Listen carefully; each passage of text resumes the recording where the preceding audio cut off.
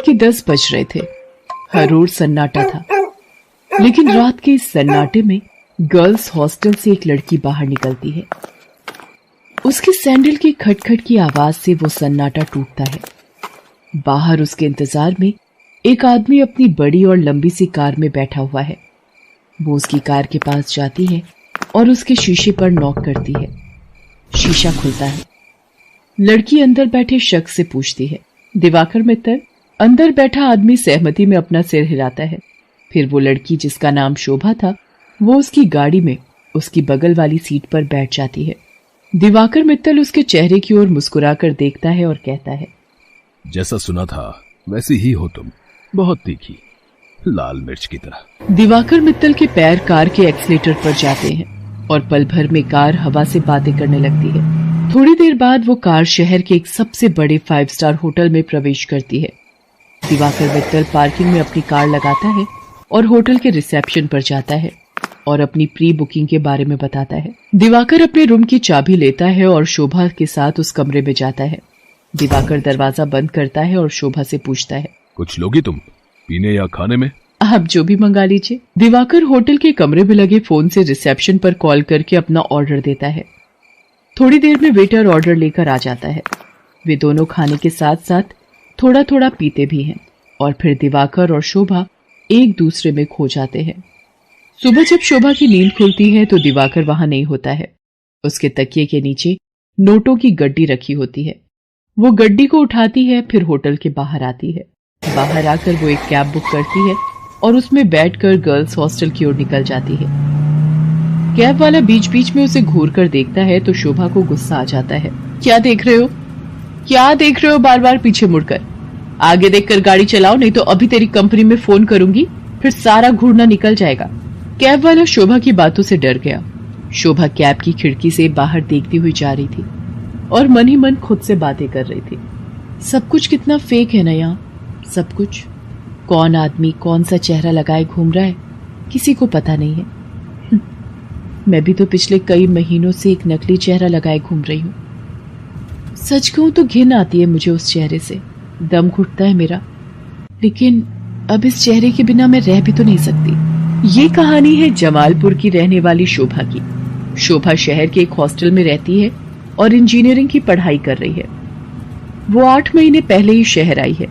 शोभा के पिता दीनदयाल उससे बहुत प्यार करते हैं। उसे अब भी याद है जब वो ट्रेन में बैठकर शहर आ रही थी तो। क्या बाबा, आप इस तरह बच्चों की तरह रोएंगे तो मैं शहर कैसे जाऊंगी? क्या कहूँ शोभा, 5 बरस की थी तू जब तेरी अम्मा तुझे गोद में डालकर हमेशा के लिए हम सबको छोड़कर चली गई। तब से तुझे ही देखकर जिया है। जानती हूँ बाबा। सोचा था कि एक बार ही तुझे विदा करूंगा जब तेरी शादी होगी, लेकिन शादी के पहले ही। ये कहकर दीनदयाल शोभा को गले लगाकर फिर से फूट फूट कर रोने लगा। ठीक है बाबा, मैं नहीं जाती हूँ शहर, यही रहती हूँ आपके पास। लेकिन आप ही तो हमेशा जिद करते हैं कि तुम्हें खूब पढ़ना है, बहुत बड़ा आदमी बनना है। अब आगे की पढ़ाई गांव में तो नहीं हो सकती, तभी तो मैं शहर जा रही हूँ। ठीक है, मैं ट्रेन से उतर जाती हूँ। उसी समय ट्रेन की सीटी बजी। दीनदयाल जल्दी से ट्रेन से उतरा। ट्रेन ने कुछ ही देर में रफ्तार पकड़ ली। शोभा ट्रेन से आगे निकलती गई और दीनदयाल पीछे छूटता गया। शहर में शोभा गर्ल्स हॉस्टल में रहने लगी और अपनी पढ़ाई करने लगी। उसकी रूम पार्टनर थी रेखा। रेखा का बैकग्राउंड भी शोभा की तरह ही था। उसके पिता नहीं थे। उसकी माँ दूसरों के खेतों में काम करती थी।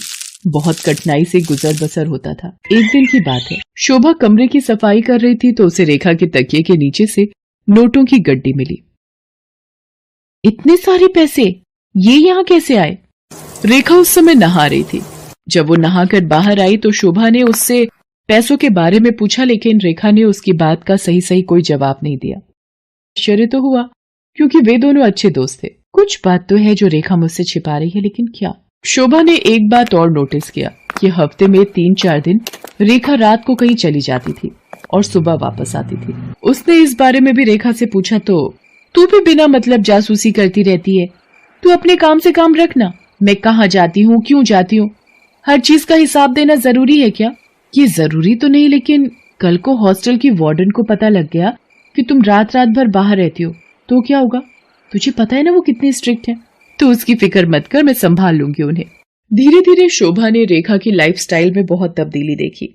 वो महंगे से महंगे कपड़े और जूते खरीदती, लेटेस्ट मोबाइल फोन रखती, उसका जब जो मन करता वो करती। शोभा उसकी लाइफस्टाइल से बहुत प्रभावित हो गई। शोभा ने बचपन से अब तक गरीबी ही देखी थी, इसलिए उसका भी मन करता कि वो भी नए कपड़े खरीदे, महंगे मोबाइल रखे, उसका जो मन करे वो कर सके। रेखा देख, मैं तुझसे ये नहीं पूछने वाली कि तू ऐसी रईसों वाली लाइफस्टाइल कैसे जीती है, लेकिन मैं भी तेरी तरह जीना चाहती हूँ। मैं तंग आ गई हूँ एक एक पैसे के लिए तरसते हुए। पहले तो रेखा टाल मटोल करती रही, लेकिन फिर उसने सच्चाई बता दी कि वो एक कॉल गर्ल का काम करती है। उसकी बातों को सुनकर शोभा शॉक्ड रह गई और उसने कहा कि अगर ये बात वार्डन को पता लग गई तो?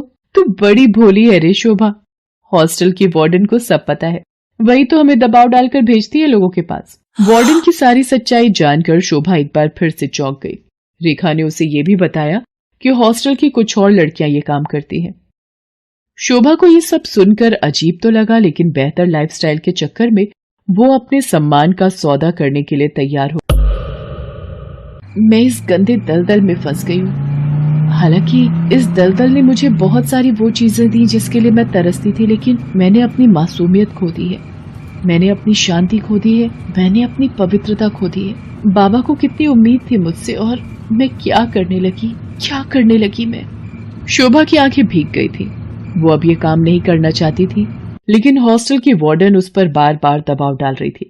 देख शोभा, जल में रहकर मगर से बैर मत कर, और हाँ, ये सती सावित्री बनने का नाटक छोड़ और जो बोलती हूँ वो कर। शोभा ने वार्डन को फिर से इनकार कर दिया। गुस्से में वार्डन ने उससे कहा, देख शोभा, तेरा इनकार तेरे भविष्य के सारे रास्ते बंद कर देगा। मेरी एक शिकायत पर कॉलेज से भी तुझे निकाल दिया जाएगा, और तुझे मैं इतना बदनाम करवा दूंगी कि इस शहर तो क्या, तू कहीं भी किसी को मुंह दिखाने के लायक नहीं रहेगी। शोभा उस रात हॉस्टल से निकली तो जरूर, लेकिन उसने कुछ तय कर लिया था। वो हॉस्टल से निकलकर सीधा पुलिस स्टेशन पहुंची और इंस्पेक्टर नाज़नीन को हॉस्टल और वार्डन की सारी सच्चाई बता दी। शोभा की बात सुनकर नाज़नीन शॉक्ड रह गई। शर्म आ रही है मुझे तुम पर और उन सभी लड़कियों पर जो अच्छी लाइफस्टाइल के चक्कर में शॉर्टकट अपनाती हैं और अपने सम्मान का सौदा करती हैं, और तुम जैसे मासूम लोगों का फायदा तुम्हारी वार्डन जैसे लोग उठाते हैं। मुझसे बहुत बड़ी गलती हो गई इंस्पेक्टर नाज़नीन। मुझे खुशी है कि तुम्हें अपनी गलती का एहसास तो हुआ, लेकिन ये गलती कोई और ना करे और तुम्हारी वार्डन किसी और का फायदा ना उठाए। इसके लिए इस पूरे रैकेट को तोड़ना पड़ेगा।